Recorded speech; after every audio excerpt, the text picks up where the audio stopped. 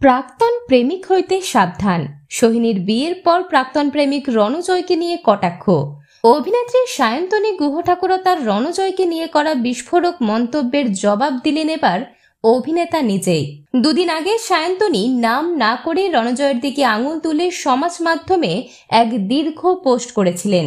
এবার এই ব্যাপারে রণজয়ের কি বক্তব্য তা জানতে যোগাযোগ করা হয়েছিল অভিনেতার সঙ্গে। তিনি জানিয়েছেন, শোভন সোহিনী একসঙ্গে খুব ভালো আছে, আমিও নিজের জীবনে ভালো আছি, কিন্তু এরা কারা? এসব কথা বলে জোর করে গুরুত্ব নেওয়া হচ্ছে না। রণজয়ের কথায় রুচিহীন মন্তব্যের মধ্যে তিনি নিজেকে জড়াতে চান না। তিনি শোভন সোহিনীর ভালো চান। এর মধ্যে কেউ খারাপ খুঁজে পেলে সেটা তাদের সমস্যা।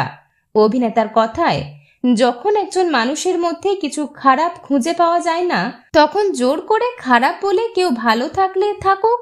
রণজয় আরো বলেন, আমি একটা কথা কিছুতেই বুঝতেই পারছি না, সোহিনীকে নিয়ে আমার সমস্যা নেই, ওদেরও সমস্যা নেই, তাহলে কোথায় কে কি একটা লিখে দিল তা নিয়ে এত কিছু বলার কি আছে?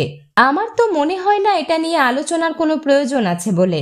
বিনোদন জগতের আরো অন্যান্য খবর নিয়ে ফিরছি, জুড়ে থাকুন আমাদের সঙ্গে।